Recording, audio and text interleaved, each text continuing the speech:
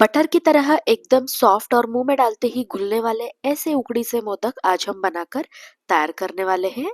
तो हेलो दोस्तों, आज मैं जो रेसिपी आपके साथ शेयर करने वाली हूँ वो है उकड़ी से मोदक की रेसिपी। गणेश चतुर्थी के दिन हर किसी के घर में ये ट्रेडिशनल तरीके से उकड़ी से मोदक तो बनते ही है। तो आज मैं आपके साथ कई सारे ट्रिक शेयर करने वाली हूँ जिससे आपके भी उकड़ी से मोदक पहली बार में ही परफेक्टली बनकर तैयार होंगे। कई बार उकड़ी से मोदक बनाते समय जो मोदक है वो हल्के से ड्राई बनते हैं, नहीं तो स्टीमिंग होने के बाद जो स्टफिंग होता है ना वो थोड़ा सा बाहर भी आता है। तो आज मैंने कई सारे टिप्स और ट्रिक्स शेयर की है जिससे आपके मोदक भी पहली बार में ही एकदम इसी तरह से सॉफ्ट बनकर तैयार होंगे। तो चलिए मोदक बनाना स्टार्ट करते हैं। तो यहाँ पर हम सबसे पहले मोदक बनाने के लिए जो चावल का डो बनाकर तैयार करते हैं ना उसे अब हम बनाकर तैयार करेंगे। तो यहाँ पर मैंने गैस पर एक कढ़ाई चढ़ा ली है और इसी में एक बोल से थोड़ा कम इतना पानी मैंने कढ़ाई में ऐड कर लिया है और गैस को ऑन करके पानी को उबलने के लिए रख देना है। अब थोड़ी देर बाद आप यहाँ पर देख सकते हैं पानी में उबाल आ चुका है। तो चलिए अब हम इसमें 1 टीस्पून इतना घी ऐड कर लेते हैं। घी ऐड करने से जो चावल का डो है ना वो एकदम सॉफ्ट तो बना ही रहता है, पर उसी के साथ मोदक भी बिल्कुल भी ड्राई नहीं बनते। इसी के साथ अब हम इसमें 1/4 टीस्पून इतना सॉल्ट ऐड कर लेते हैं। तो यहाँ पर अब हम घी और जो हमने सॉल्ट इसमें ऐड किया है इसे अब हम एक बार अच्छे से मिक्स कर लेंगे और पानी को 1 मिनट के लिए उबलने के लिए रख देंगे। तो यहाँ पर जो पानी है वो अच्छे से उबल रहा है, तो अब हम इसी में एक बोल इतना चावल का आटा ऐड कर लेंगे। आपको ये मोदक बनाने के लिए चावल का आटा मार्केट में किसी भी स्टोर में आसानी से मिल जाएगा। तो चलिए अब हम इस आटे को पानी में ऐड कर लेते हैं। तो यहाँ पर हमने जिस बोल से पानी लिया था उसी बोल से यहाँ पर मैंने चावल का आटा भी मेजर करके लिया है। चावल का आटा ऐड करने के बाद गैस को बंद कर देंगे और आटे को पानी के साथ अच्छे से मिक्स कर लेंगे। तो ये देखिए यहाँ पर चावल का आटा जो है वो पानी के साथ अच्छे से मिक्स हो चुका है। तो यहाँ पर जो ये आटा है वो अभी भी गर्म है, तो अब हम इसे ढककर 10 मिनट के लिए साइड में रख देंगे। इस तरह से इसे रेस्ट करवाने से जो मोदक है ना वो बहुत ही सॉफ्ट बनते हैं। तो यहाँ पर जब तक ये ठंडा हो रहा है तब तक अब हम जो अंदर का फीलिंग होता है उसे अब हम बनाकर तैयार कर लेंगे। तो यहाँ पर मैंने एक कढ़ाई ले ली है और इसी में 1 से 2 टीस्पून इतना घी ऐड कर लेंगे और घी अच्छे से गर्म होने के बाद अब हम इसमें 1 टीस्पून इतना खसखस ऐड कर लेंगे। घी पहले से ही काफी गर्म हो चुका था, तो खसखस डालते ही जो खसखस का कलर है वो आप यहाँ पर देख सकते हैं हल्का सा ब्राउन हो चुका है। अब हम इसमें ग्रेट किया हुआ फ्रेश कोकोनट ऐड कर लेंगे। तो यहाँ पर मैंने एक बोल ग्रेटेड, तो यहाँ पर इसे सौटे करते हुए 1 मिनट हो चुका है। तो चलिए अब हम इसमें हाफ बोल इतना गुड़ ऐड कर लेंगे। एक बोल फ्रेशली ग्रेटेड कोकोनट के लिए हाफ बोल गुड़ ये एकदम परफेक्ट मेजरमेंट है। अगर आप ज्यादा मीठा खाना पसंद करते हैं तो गुड़ की क्वांटिटी आप आपके हिसाब से एडजस्ट कर सकते हैं। तो यहाँ पर हमें गुड़ को कोकोनट के साथ अच्छे से मिक्स कर लेना है। तो ये देखिए यहाँ पर मैंने गुड़ और कोकोनट को अच्छे से मिक्स कर लिया है। तो अब हम इसमें 1 टेबलस्पून इतना पानी ऐड कर लेंगे और फिर से इसे एक बार अच्छे से मिक्स कर लेंगे और जब तक गुड़ कोकोनट के साथ अच्छे से मिक्स नहीं हो जाता तब तक अब हम इसे पका लेंगे। तो यहाँ पर गुड़ और कोकोनट को पकाते हुए 3 से 4 मिनट हो चुके हैं। तो अब हम इसमें थोड़े से चॉप किए हुए आलमंड्स, कैशोज और पिस्ता को इसमें ऐड कर लेंगे और इन्हें इसमें मिक्स करते हुए अब हम इसे 1 से 2 मिनट के लिए और पका लेंगे। अब थोड़ी देर बाद आप यहाँ पर देख सकते हैं गुड़ और कोकोनट का मिक्सचर अब बहुत ही अच्छे से थिक हो चुका है। तो अब हम गैस को बंद कर देंगे और इसी में 1/4 टीस्पून इतना इलायची पाउडर ऐड कर लेंगे और हमने जो इलायची का पाउडर इसमें ऐड किया है इसे अब हम स्टफिंग के साथ अच्छे से मिला लेंगे। इलायची का पाउडर ऐड करने से जो स्टफिंग में खुशबू आती है ना वो बहुत ही बढ़िया आती है। तो ये देखिए यहाँ पर हमारा जो स्टफिंग है वो बनकर तैयार हो चुका है। अब हम इस स्टफिंग को ठंडा होने के लिए साइड में रख देंगे। हमने जो चावल के आटे को 10 मिनट के लिए स्टीम होने के लिए रख दिया था, तो उस चावल के आटे को अब हम इस तरह से एक बड़े से परात में ट्रांसफर कर लेंगे।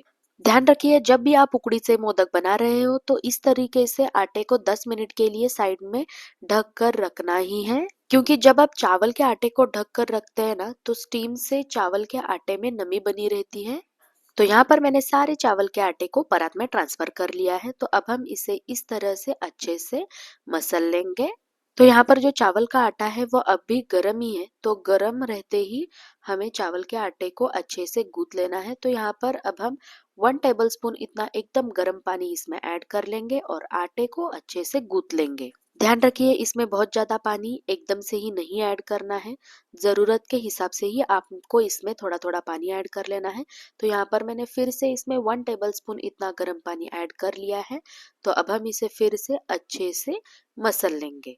अब थोड़ी देर बाद आप यहाँ पर देख सकते हैं एकदम सॉफ्ट चावल का आटे का डो बनकर तैयार हो चुका है। तो इसे मसलने के लिए मैंने 2 टेबलस्पून गर्म पानी का इस्तेमाल किया है। ज्यादा पानी बिल्कुल भी नहीं ऐड कर लेना है, नहीं तो जो डो है वो एकदम से ही पतला बनकर तैयार होगा। तो यहाँ पर मैं आपको एक ट्रिक बता देती हूँ जिससे आपको पता चलेगा कि जो चावल का आटा है इसे हमें कितना गूंथना है। तो यहाँ पर मैंने चावल के आटे को थोड़ा सा गूंथ लिया है, तो यहाँ पर हमें इस तरह से एक लोही बना लेनी है। तो यहाँ पर मैंने एक लोही बना ली है और अब हम इस लोही को मिडल में इस तरह से दबा लेंगे। जैसे जैसे मैं मिडल में इसे दबा रही हूँ तो साइड्स में क्रैक आ रहे हैं। इससे आपको पता चलेगा कि अभी भी हमें आटे को गूंथने की जरूरत है। तो यही एक ट्रिक है जिससे आपको पता चलेगा कि जो चावल का आटा जो हमने गूंथ कर बनाया है वो परफेक्टली बना है कि नहीं। तो चलिए अब हम फिर से आटे को 2 से 3 मिनट के लिए अच्छे से मसल लेंगे। तो यहाँ पर मुझे चावल के आटे को मसलते हुए 3 से 4 मिनट तो हो ही चुके हैं। तो चलिए फिर से अब हम इसे एक बार चेक कर लेते हैं जिससे कि हमें पता चलेगा कि जो डो है वो परफेक्टली बना है कि नहीं। तो यहाँ पर मैंने एक लोई तोड़ ली है और इसे इस तरह से राउंड घुमाकर शेप देंगे। तो यहाँ पर अब हम फिर से इसे मिडल में हल्का सा दबा लेंगे। तो यहाँ पर आप देख सकते हैं जैसे जैसे मैं दबा रही हूँ तो साइड्स में बिल्कुल भी क्रैक नहीं आ रहे हैं। तो इसी से आपको पता चलेगा कि जो डो है वो एकदम परफेक्टली बनकर तैयार हो चुका है। तो चलिए मोदक बनाना स्टार्ट करते हैं। जिस साइज का हमें मोदक बनाना है उस साइज के हिसाब से यहाँ पर हमें लोही तोड़ लेनी है और लोही को अब हम इस तरह से घुमाते हुए इसे राउंड शेप दे देंगे। तो ये देखिए यहाँ पर मैंने राउंड शेप में लोही को बनाकर तैयार किया है। तो चलिए अब हम इस लोही को थोड़े से चावल के आटे में डिप कर लेंगे। इस तरह से चावल का आटा लगाने से जब हम इसे हाथ से शेप देंगे ना तो जो आटा है वो बिल्कुल भी हाथों से चिपकेगा नहीं। तो इसीलिए हमने यहाँ पर इसे थोड़ा सा आटा लगा लिया है और अब हम इस तरह से इसे दबाते हुए इसकी एक पतली सी रोटी बनाकर तैयार कर लेंगे। तो यहाँ पर हमें इसे साइड में ही इस तरह से दबाना है, जैसे मैं वीडियो में आपको दिखा रही हूँ ना, ठीक इसी तरह से आपको भी इसे साइड से ही प्रेशर अप्लाई करना है, जिससे जो रोटी है ना वो साइड से पतली होगी और बीच से हमें इसकी जो थिकनेस है वो थोड़ी सी मोटी ही रखनी है। तो ये देखिए यहाँ पर मैंने कुछ इस तरह से रोटी को बनाकर तैयार कर लिया है। तो ये जो रोटी है इसकी कंसिस्टेंसी ना ही ज्यादा पतली है और ना ही बहुत मोटी। तो यहाँ पर मैंने चावल की रोटी तो बनाकर तैयार कर ली है। तो चलिए अब हम मोदक की कलियां बना कर लेते हैं। तो यहाँ पर हमें इस तरह से उंगलियों से इसे पिंच कर लेना है। तो यहाँ पर इसे ऊपर से लेकर नीचे तक हमें इसी तरह से पिंच करते हुए इसे इस तरह का शेप देना है। पहले तो इसे शेप देना थोड़ा सा मुश्किल लगेगा, पर जैसे जैसे आप एक दो मोदक बना लेंगे ना तो आपके लिए ये बहुत ही आसान होगा। तो इसी तरह से हमें नजदीक नजदीक में ही इस तरह से पिंच करते हुए इसे इस तरह का शेप देना है। तो ये देखिए यहाँ पर मैंने ढेर सारी मोदक की कलियां बनाकर तैयार कर ली है और कलियां बनाने के बाद आप यहाँ पर देख सकते हैं मोदक का इस तरह का कटोरी का शेप बनकर तैयार हो चुका है। तो चलिए अब हम इस मोदक में स्टफिंग ऐड कर लेते हैं। तो यहाँ पर हमें स्टफिंग ऐड करने में बिल्कुल भी कंजूसी नहीं करनी है। तो यहाँ पर जो मैंने मोदक बनाया है ये थोड़ा सा बड़े शेप में है, तो इसलिए मैंने इसमें 1 टेबलस्पून इतना स्टफिंग ऐड कर लिया है। स्टफिंग ऐड करने के बाद अब हम इसे इस तरह से घुमाते हुए हल्के हाथ से ऊपर से दबाएंगे, जिससे जो मोदक की कलियां है वो थोड़ा थोड़ा कर कर नजदीक आएंगी और इस तरह से इसे थोड़ा सा प्रेशर अप्लाई करते हुए हमें इसे ऊपर से बंद कर लेना है। इस प्रोसेस को हमें बिल्कुल भी जोर से नहीं करना है, जैसे मैं आपको वीडियो में दिखा रही हूँ ना, सेम इसी तरह से धीरे धीरे ही इसका जो मुंह है इसे बंद करना है। तो यहाँ पर मैंने मोदक को ऊपर से बंद कर दिया है। तो और ऊपर से बंद करने के बाद हमें इस तरह से इसे अच्छे से दबा लेना है, जिससे स्टीम करते समय उसका जो मुंह है वो बिल्कुल भी खुले ना। तो ये देखिए यहाँ पर हमारा मोदक बनकर तैयार हो चुका है। अगर आप एकदम फटाफट मोदक बनाना चाहते हैं तो इस तरीके से भी आप इसे बनाकर तैयार कर सकते हैं। तो यहाँ पर मैंने एक लोई ले ली है, उसे भी मैंने चावल के आटे में थोड़ा सा डिप करके ले लिया है। अब हम इसे जैसे हम रोटी बेलते हैं ना, सेम वैसे ही इसे बेल लेंगे। तो ये देखिए यहाँ पर मैंने चावल की कुछ इस तरह से रोटी बनाकर तैयार कर ली है। तो अब हम क्या करेंगे, इस रोटी को मोदक की कलियों का शेप देंगे। जैसे मैंने आपको पिछली बार मोदक बनाते समय बताया था ना, सेम वैसे ही हमें यहाँ पर इसकी भी कलियां बनाकर तैयार कर लेनी है। तो ये देखिए यहाँ पर मैंने इसे भी कटोरी शेप में बनाकर तैयार कर लिया है। तो अब हम इसमें भर भर के स्टफिंग ऐड कर लेंगे। स्टफिंग ऐड करने के बाद अब हम इसे भी इस तरह से ऊपर से हल्का सा घुमाते हुए इसे भी बंद कर लेंगे। तो ये देखिए यहाँ पर मैंने मोदक का जो मुंह है उसे मैंने बंद कर लिया है और यहाँ पर हमारा एकदम परफेक्ट तरीके से मोदक बनकर तैयार हो चुका है। तो चलिए बाकी के भी मोदक बनाकर तैयार कर लेते हैं। यहाँ पर मैंने इस वीडियो में मोदक बनाने के 2 तरीके आपके साथ शेयर किए हैं। आपको जो कोई भी तरीका आसान लगता है उससे आप मोदक बनाकर तैयार कर सकते हैं। तो ये देखिए बस कुछ ही मिनटों में मैंने ये बड़े बड़े साइज के मोदक बनाकर तैयार कर लिए हैं। यहाँ पर मैं आपके साथ एक ट्रिक शेयर करना चाहती हूँ जिससे आपके मोदक बनने के बाद एकदम ही बटर की तरह सॉफ्ट बनेंगे।